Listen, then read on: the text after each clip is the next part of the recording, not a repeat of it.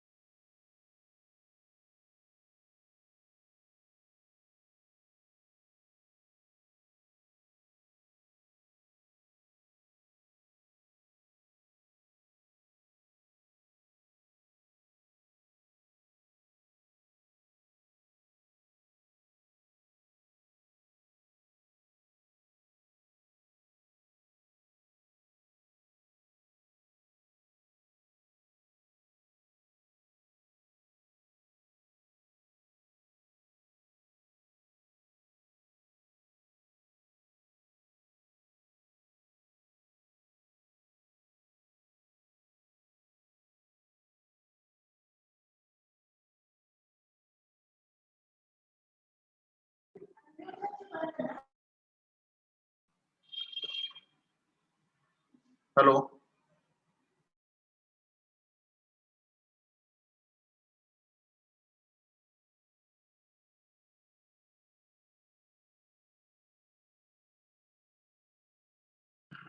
आता बोला. नाही डकरेला जॉईन करावून चॅट आले ना करा की मग. 7 थांबा पार्ट सर, एक मिनिट, एकच मिनिट थांबा. तेव्हा माझं-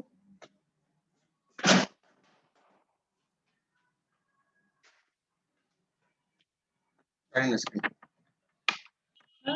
थांबा.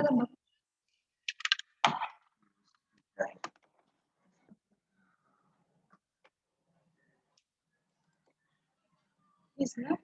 थांबा ते करा. इथं करा. जाते. आणि तिला जॉईन करा की. जागले ना? जाते की नाही? विचारा आवाज. हॅलो अरे आवाज येतोय का माझा हो सर. हॅलो हा सो हा ओंकार सगळ्यात पहिली महत्वाची गोष्ट की तुझ्याकडच्या सगळ्या नोट्स सगळ्यांना सर्क्युलेट झाल्या का हो झालं सगळ्यांना सर्क्युलेट झाल्यात ओके आता तुझ्याकडच्या ज्या नोट्स आहेत त्या मला नोट्स आणून दे त्यात काही डायग्राम्स मी चिटकवून ठेवतो हा मी आज येणारच आहे कॉलेजवर सर हा चालेल ओके किती वाजता येणार दुपारी आहे कारण मीटिंग आहे हा दुपारीच येणार हा हा हा चालेल okay so regarding the nervous system last lecture we have seen this brain now next brain that is the brain of the frog as compared to the fish frog if you observe the olfactory lobe and olfactory sac of this animal frog the olfactory lobes they are well developed in the fishes olfactory lobe and olfactory sac olfactory lobe and olfactory nerve that is ill developed as आता इथे बघा तुम्ही comparative anatomy या पेपरचा अर्थ आहे to compare all the systems along with the 5 classes सगळ्या एनिमलच्या 5 क्लासेस मध्ये विभाजन केलेलं आहे आणि ते 5 क्लासेस मध्ये काय करायचं कंपॅरिझन करायचं आहे फिशचा ब्रेन आपण कशाशी कंपेअर करणार होतो आता फ्रॉगशी if you observe the fish olfactory lobe and olfactory nerve they are well developed in the fishes mostly in the cartilaginous fishes but it is ill developed in the frog म्हणजे काय की brain जर आपण बघितला फ्रॉगचा तर ऑल्फॅक्टरी lobe ह्या कमी develop झाल्या हे पहिलं कंपॅरिझन झालं no second thing in this animal if you observe the cerebral hemisphere म्हणजे सेरेब्रल हेमिस्फिअर जर तुम्ही जर बघितलं किंवा त्याला सेरेब्रम असं आपण म्हणतो पहा हे जर बारकाईने बघितलं तर that is well developed in the fishes and it is ill developed in the frog frog मध्ये जर नर्वस सिस्टम मध्ये आपण सेरेब्रल हेमिस्फिअर बघितला हा जर पॉईंट 3 नंबरचा पहिला that cerebral hemisphere it is not well developed in the frog but it is well developed in the shark मध्ये ते चांगल्या पद्धतीने डेव्हलप झालेलं आहे आता याच्या पाठीमागचं reason when you observe the animal you have to think about the म्हणजे तुम्हाला काय करायचं काय ताळेबंद तर्क वितर्क करायचे means you have to think about that animal how that animal lives in that habitat म्हणजे शार्क हा समुद्राच्या लाटांना सामोरं जात पाण्यामध्ये राहतो त्याचं फिडिंग त्याचं वेगवेगळ्या पद्धतीच्या ऍक्टिव्हिटीज कंट्रोल करतो आणि फ्रॉग कसा आहे तसं बघायला गेलं तर as compare to the shark frog is the sluggish animal frog हा कमी आहे त्याच्यामध्ये ज्यादा मुवमेंट नाही येत means though this animal found in the water as well as in the on the land म्हणजे पाण्यामध्ये आणि जमिनीवरती जरी फ्रॉग सापडत असला तर त्याच्यामध्ये मुवमेंट ह्या स्लगिश आहे and that is why this animal cerebral हेमिस्फिअरची 4 फंक्शन्स मी सांगितले होते तुम्हाला पहा will memory thought and speech will memory thought and speech as compared to the fish here brain of this cerebral hemisphere of this animal it is also ill developed ते कसं आहे ill developed आहे आता बघा पुढचे point if you observe the eyes of the बघा ह्याचे जर आईज ऑब्झर्व केले ऑप्टिक लोब जर बारकाईने बघितले तर ते कसे आहेत ill developed आहेत optic lobe as compared to the frog Scoliodon मध्ये ऑल्फॅक्टरी ऑप्टिक लोब कसे आहेत कमी डेव्हलप झाले आहेत ऑप्टिक लोबचं फंक्शन काय होते function of optic lobe play important role in the physiology of vision म्हणजे दृष्टी येण्यासाठी दृष्टीला कंट्रोल करण्यासाठी कोऑर्डिनेट करण्यासाठी ऑप्टिक लोबचे काम आहे पहा means I have told in the last lecture there are 2 optic lobe they are present in the brain मध्ये आहेत one right side optic lobe control left eye and left side optic lobe control right eye म्हणजे उजव्या बाजूचा optic lobe डाव्या बाजूचा डोळा control करतोय डाव्या बाजूचा उजव्या बाजूचा डोळा कंट्रोल करतो हा स्लाइड दिसत नाही सर. स्लाइड दिसत नाही, ती स्लाइड दिसत नाही होय. नाही. मॅडम. स्क्रीन शेअरिंग का होईना? हा? पॉज काय झालं? झाला असेल. होय. पॉज इथं झाला. क्लिक करा, स्टॉप करा. बघा होते का तसं होते मग दिसणार? नाही नाही नर्वस नर्वस.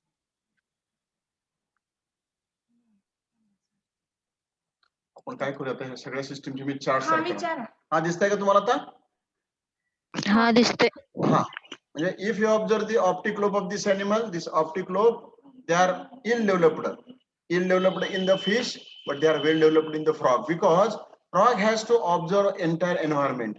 आता मासा आणि frog आपण जर compare केला, if you observe the frog, that frog has to found means live on the two habitats, water as well as on the land.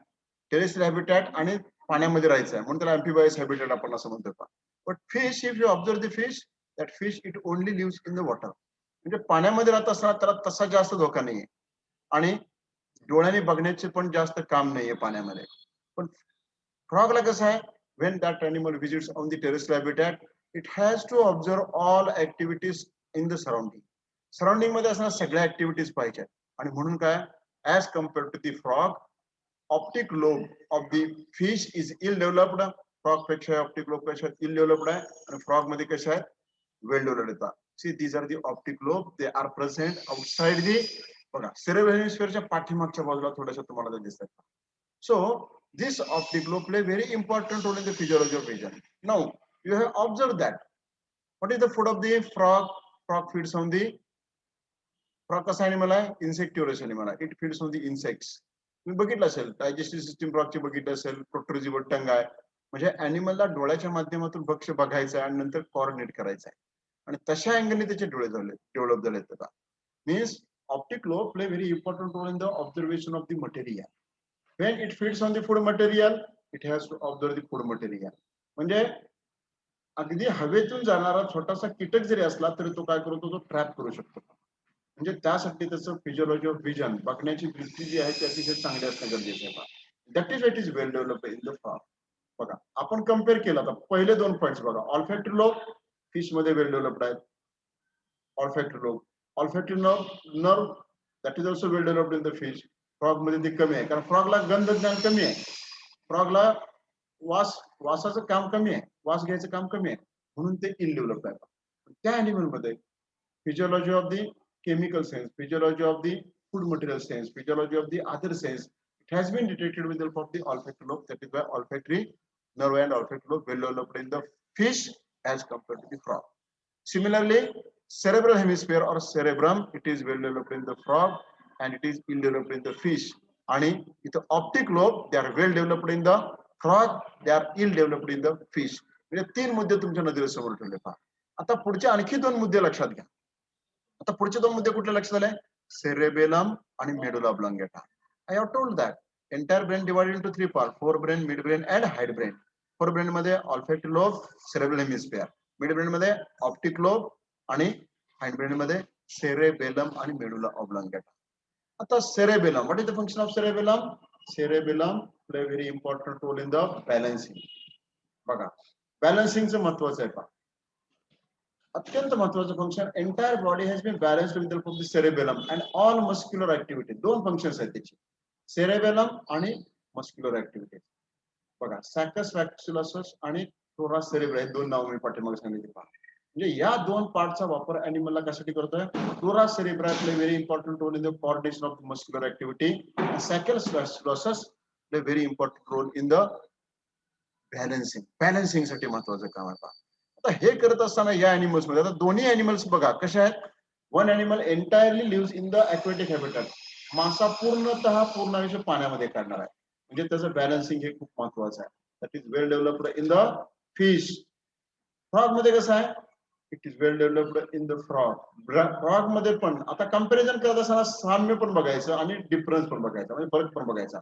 साम्य काय आहे, दोन्ही अॅनिमल्स मध्ये सिमिलरिटी काय, cerebellum is well developed in the frog and cerebellum is also well developed in the fish. आता तुम्हाला गंमत सांगतो, पाण्यामध्ये पोहत असताना बॅलन्सिंग करायचं आहे, पोहायचं आहे, म्हणजे बघा आता तुम्ही स्टडी केलेला आहे पहा, फ्रॉग अँड फिश. फ्रॉग मधलं आणि फिश मधलं दोन्ही मधलं एक साम्य सांगतो अगोदर. दोघांनाही पोहायचं आहे.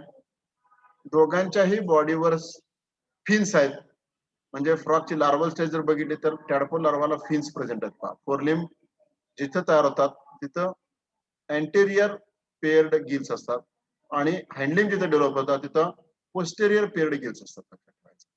मासा तर तुम्ही सगळ्यांनी बघितलं, माशामध्ये पण पुढच्या बाजूला 2 पेअर्ड फिन्स आहेत आणि पाठीमागच्या बाजूला 2 फिन्स आहेत पहा. पेल्विक फिन आणि पेक्टोरल फिन त्याला म्हणतात. आता या दोन्ही फिन्सचा वापर अॅनिमल कशासाठी करतो? For the propulsion in the animal body. म्हणजे पाण्यामध्ये पोहत असताना पुढे जाणं किंवा पाठीमागे येणं यासाठी हे पेअर्ड फिन्स महत्वाचे काम करतात. समजून घ्या, तुम्हाला समजणार नाही. दोन्हीही प्रकारचे फिन्स मी सांगितले, अँटेरियर पेअर्ड फिन्स आणि पोस्टेरियर पेअर्ड फिन्स. म्हणजेच पेल्विक फिन आणि पेक्टोरल फिन्स, हे दोन्ही फिन्सचा वापर अॅनिमल कशासाठी करतो? पाण्यामध्ये तरंगत राहायचं पण पुढे जाण्यासाठी आणि पाठीमागे येण्यासाठी. म्हणजे असे फिन्स असतील तर पाणी असं पाठीमागे सरकवलं तर अॅनिमल पुढे सरकत जाणार आणि फिन्स असे वापरले तर अॅनिमलची बॉडी मागे जाणार आहे. म्हणजे कसं आहे बघा, animal moves in the forward direction, animal moves in the reverse direction, backward direction मध्ये. अॅनिमलला पुढे जायला मदत करतात आणि अॅनिमलला पाठीमागे जायला मदत करतात. म्हणजे समजा असा अॅनिमल पोहत असेल आणि पुढे एकदम खडक वगैरे आला तर काय करतो, तो स्टॉप करतो आणि काय करतो, रिव्हर्स टाकतो, थोडासा पाठीमागे सरकतो. At that time movement of gill play very important. आता बघा इथं या 2 फिन्सचा वापर मी सांगितलं कसं काय, फॉरवर्ड डिरेक्शन आणि बॅकवर्ड डिरेक्शन. आता याच्या व्यतिरिक्त आणखी अनपेअर्ड फिन्स असतात. अनपेअर्ड फिन्स कोणते? प्रत्येक माशाच्या बॉडीवर डॉर्सल साईडला फिन्स असतात, त्याला अनपेअर्ड फिन्स म्हणायचं. आणि व्हेंट्रल साईडला फिन्स असतात, त्याला काय म्हणायचं, अनपेअर्ड फिन्स म्हणायचं. डॉर्सल आणि ventral fin they are unpaired fins. बघा काही फिश मध्ये अँटेरियर डॉर्सल असते, अँटेरियर पोस्टेरियर फिन असतो. 2 फिन्स असतात, एक पुढे असतोय आणि एक पाठीमागे असतो. आणि पेल्विक फिन हा पाठीमागे टेलला अटॅच असतोय. बघा टेलला म्हणतो मी, it is continuous with the caudal fin. It is continuous with the caudal fin. आता बघा अॅनिमलला, if animal moves in the forward direction, if it has to change the side, if that animal has to turn on the right side or left side, पाण्यामध्ये पोहत असताना right साइडला किंवा left साइडला पोहत असताना त्या फिन्सचा वापर करायचा, तेव्हा ते अनपेअर्ड फिन्स महत्वाची भूमिका बजावतात. आता तुमच्या लक्षात आलं असेल, paired fins they are useful for forward and backward movement of the animal body, and unpaired fins they are useful for changing the side during the locomotion. Locomotion करताना if that animal has to take right turn or left turn, these unpaired fins play very important role. बघा simultaneously dorsal fin, it also acts like a radar. It also maintain buoyancy in the water. पाण्यामध्ये तरंगत राहिला तो पण फिशचा fins काम करतो. Tail, you are well known that tail, it moves in this direction.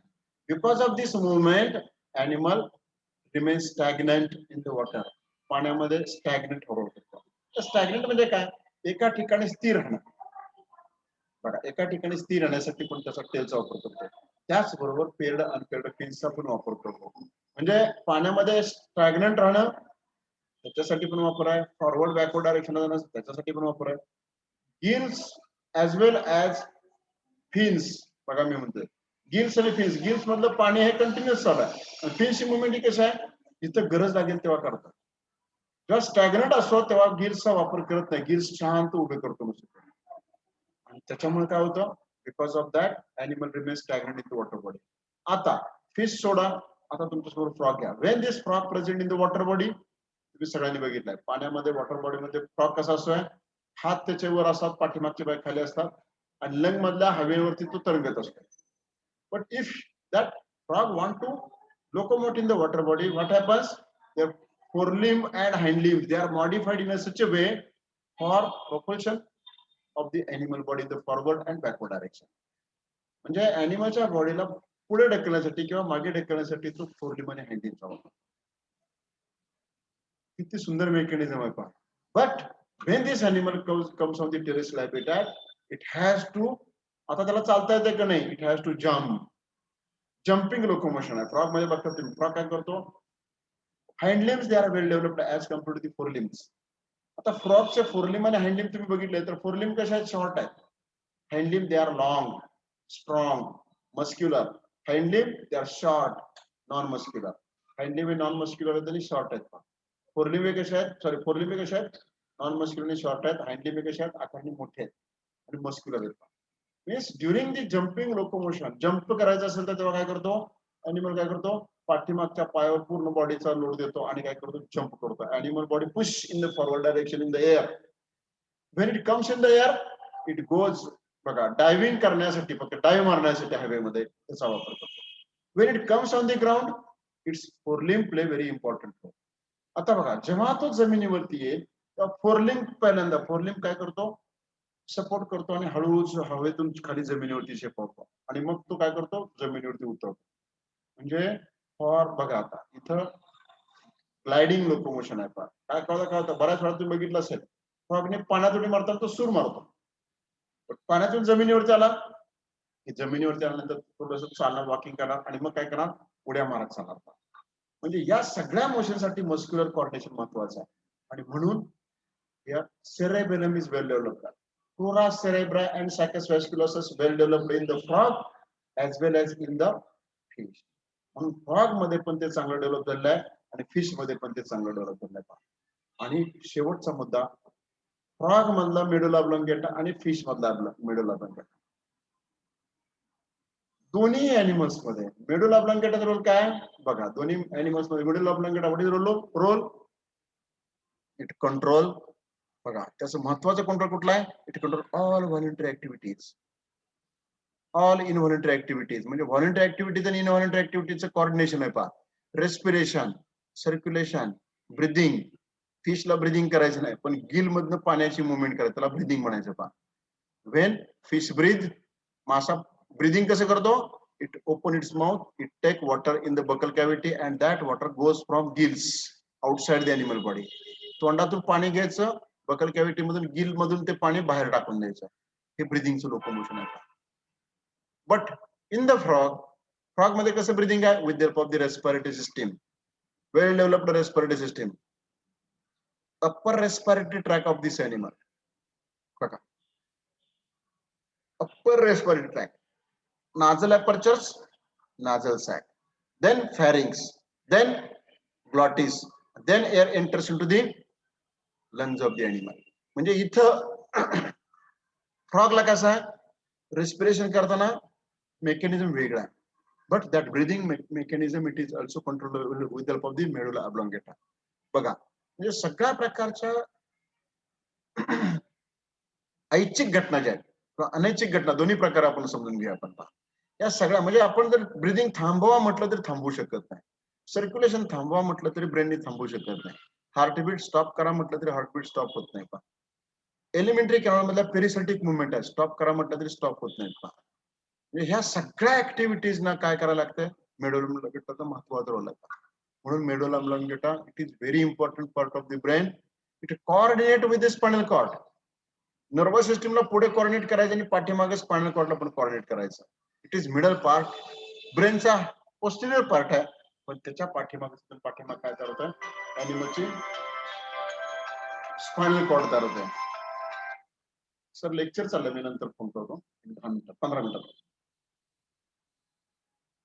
बघा म्हणजे medulla oblongata it play very important role in the respiration, circulation, breathing, all type of the activities carried out continuously under the control, but not these activities will not be stopped. ब्रेनच्या under control चालू आहेत, परंतु त्या stop करू शकत नाही brain. पहा आता गंमत सांगतो तुम्हाला, तुम्हाला कदाचित हसायला येईल. पहा तुम्ही म्हणाल ब्रेन कंट्रोल करतोय पण ऍक्टिव्हिटी स्टॉप करू शकत नाही. बघा रेस्पिरेशन चालू आहे तुमचं, बरोबर आहे, रेस्पिरेशन चालू आहे, हार्ट पण चालू आहे आता तुमचं सगळ्यांचं, म्हणजे हार्टबीट चालू आहे, रेस्पिरेशन चालू आहे. त्या दोन्ही ऍक्टिव्हिटी जर तुम्ही साप बघितला की फास्ट होतात. पहा if you are in the danger, तुम्हाला डेंजर काय वाटला तर डेंजर मध्ये तुम्ही काय करता, बघा काय होईल, तुमचं हार्टबीट पण वाढतं आणि रेस्पिरेशन पण वाढतं. आणि that respiration and that heartbeat is increased. The rate of respiration and rate of heartbeat will be increased with the help of the acceleratory nerves from the brain. Nervous system मधल्या 9th cranial nerves मधल्या नर्वच्या माध्यमातून ह्या सगळ्या activities वाढवल्या जातात. आता बघा, साप तुम्ही बघितला, तुमच्या छातीमध्ये धडधड वाढली, हार्टबीट वाढलं, रेस्पिरेशन वाढलं. पण साप तुमच्यापासून परस्पर तिकडे लांब निघून गेला आणि तुम्ही तिथेच थांबला बघत सापाकडे. कालांतराने काय होणार आहे? रिस्पिरेशन आणि हार्टबीट हे काय होणार आहे? स्लो डाऊन होणार आहे. Means respiration and heartbeat will be slow down. हे कमी होणार आहे. का कमी होणार आहे? Again brain gives response, inhibitory response. पहिला ऍक्सलरेटरी रिस्पॉन्स आहे की हे रेस्पिरेशन वाढवा, हार्टबीट वाढवा, म्हणून ऍक्सलरेटरी रिस्पॉन्स आहे. पण नंतरचा रिस्पॉन्स कसा असणार आहे? कमी करण्यासाठी इनहिबिटरी रिस्पॉन्स आहे. This inhibitory response it is also given by the motor nerve of the glossopharyngeal 9th cranial nerve to the respiratory tract as well as heartbeat, and then that activity will be slow down. म्हणून या दोन्ही animals मध्ये medulla oblongata हा वेल develop आहे. बघा, दोन महत्वाची functions लक्षात ठेवा. 3 कंपॅरिझन मध्ये या एनिमलच्या बॉडीमध्ये, ब्रेन मध्ये कंपॅरिझन करत असताना किंवा साम्य बघत असताना तुमच्या नजरेसमोर आलेली आयडिया लक्षात ठेवा. वेल डेव्हलप्ड काय आहे? सगळ्या नर्वस सिस्टीम वेल डेव्हलप्ड आहे. नर्वस सिस्टीम दोन्ही एनिमल्स मध्ये वेल डेव्हलप्ड आहे. ऑल्फॅक्टरी लोब फिश मध्ये वेल डेव्हलप्ड आहे, फ्रॉग मध्ये कमी डेव्हलप्ड आहे, लेस डेव्हलप्ड आहे असं म्हणतात. सेरेब्रल हेमिस्फिअर बघा, दोन्ही एनिमल्स मध्ये बऱ्यापैकी डेव्हलप्ड आहे, but it is well developed as compared to the frog, the fish.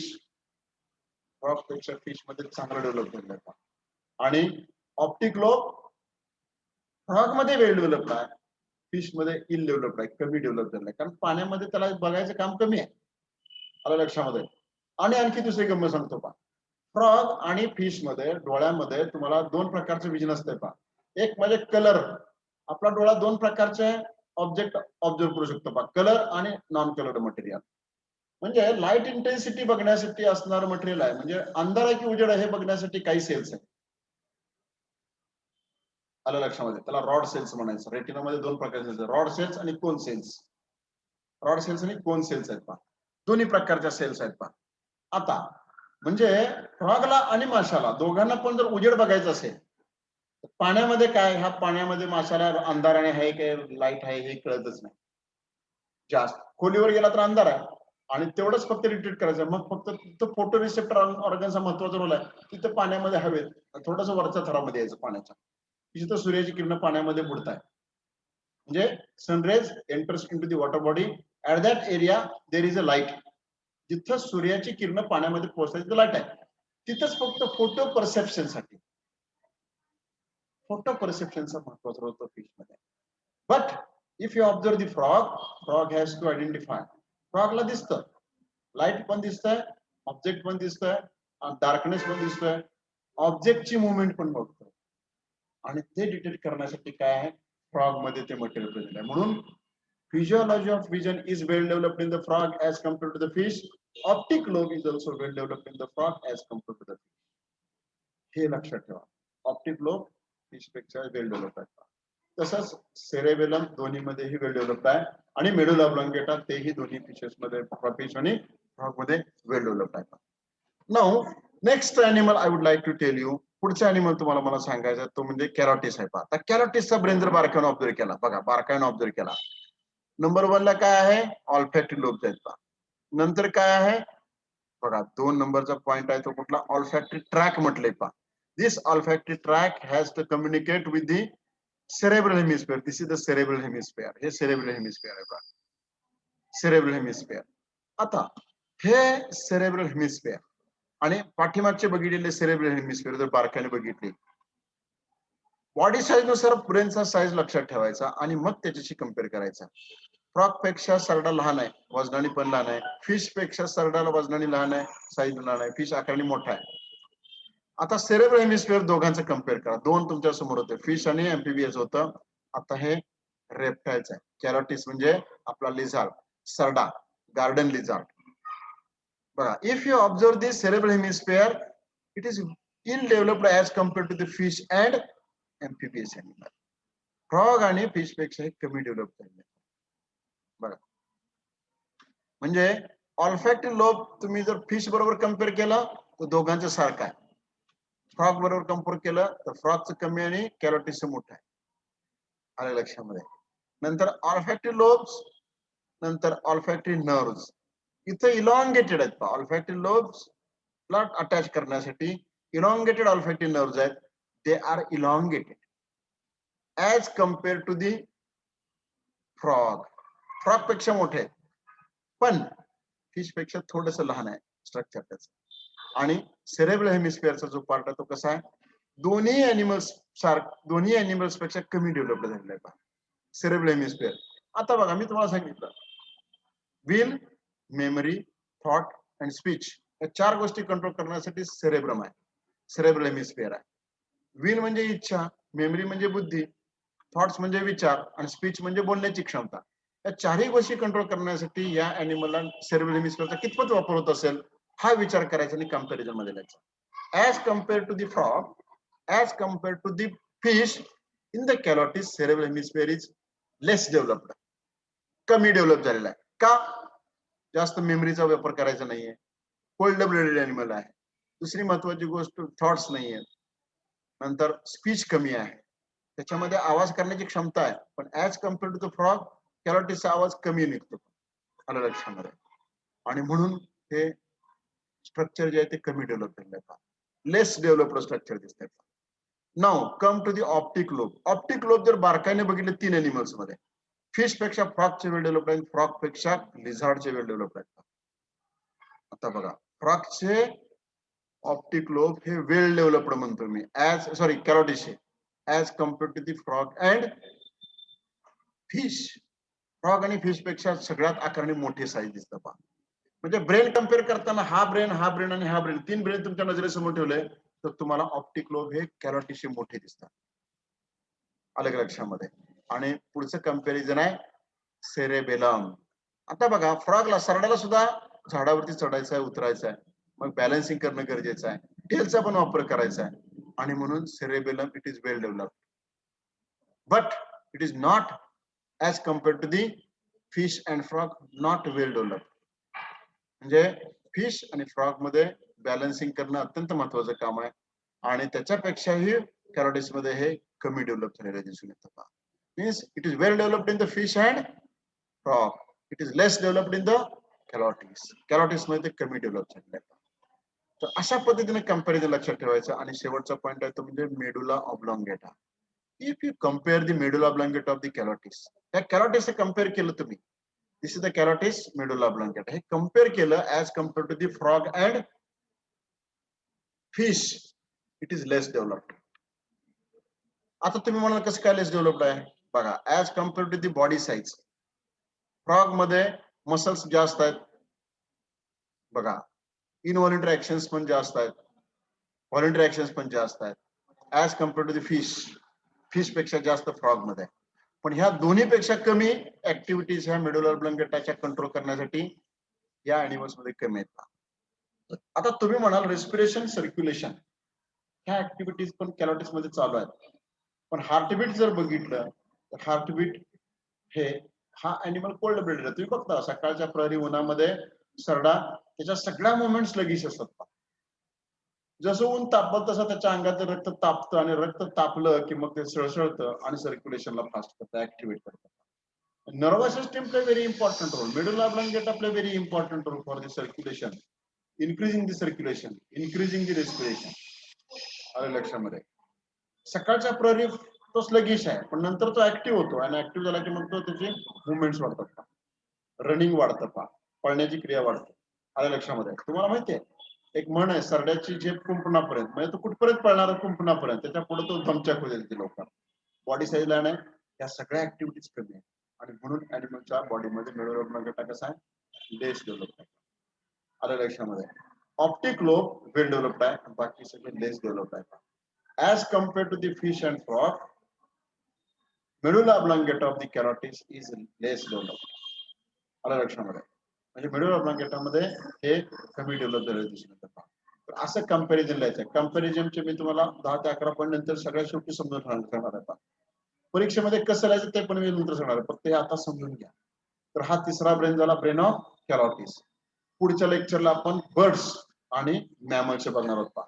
3 brain तुमच्या जवळ आता आहेत, तिन्ही ब्रेनचे डायग्राम तुमच्या जवळ आहेत. तुमच्या हातापुढे डायग्राम्स काढा. परीक्षेमध्ये प्रश्न कसा असतो? Describe in detail brain of the fish, compare it with calotes, किंवा describe in detail brain of the fishes and compare it with reptiles. मग कॅरोटीचं उदाहरण द्यायचं आणि हा ब्रेन टाकवायचा. दोन्ही ब्रेन मध्ये डायग्राम्स काढणं गरजेचं आहे. 5 ते 6 नावं देणं गरजेचं आहे. 5 ते 6 नावं कुठली? Olfactory lobe, olfactory nerve, cerebral hemisphere, optic chiasma, optic lobe, cerebellum आणि मेडुला ऑब्लॉंगेटा. हे 5-6 नावं देणं गरजेचं आहे आणि मग त्याचं कंपॅरिझन करणं गरजेचं आहे. तर अशा पद्धतीने हे 3 ब्रेन लक्षात ठेवा. पुढच्या लेक्चरला आपण बर्ड्स, पुढच्या म्हणजे उद्याच लेक्चर करणार बर्ड्स आणि मॅमल्सचा ब्रेन. बर्ड्स मध्ये आपण पिजन बघतोय आणि मॅमल्स मध्ये आपण रॅट बघतोय. तुला 1.5 मिनिट राहिलेला आहे. आता मला तुम्हाला काही गोष्टी सांगायच्या आहेत. तुम्हाला समजलं काय? ह्याच्यात काय शंका असेल तर विचारा. एक 10 ते 20 सेकंदामध्ये. अरे लेक्चरला ऐकताय का? हे आपलं स्क्रीन बंद करून निघून गेलाय कुठे तुम्ही? बोला. हा सर आहेत. ओंकार तर आहे, बाकीचं कोण आहे की नाही? प्रणाली आहे का? आहे सर. सगळे आहेत का? आहे का? सगळ्यांनी जरा तुमच्या हो. व्हिडिओ ऑन करा. व्हिडिओ तुमचे चेहरे जरा मला दिसू द्या. स्क्रीन शेअरिंग स्टॉप करतो. स्क्रीन शेअरिंग स्टॉप करतो. श्रेया दिसली. पुढे कोण कोण अजून आहे? सगळेजण स्क्रीन शेअर करा.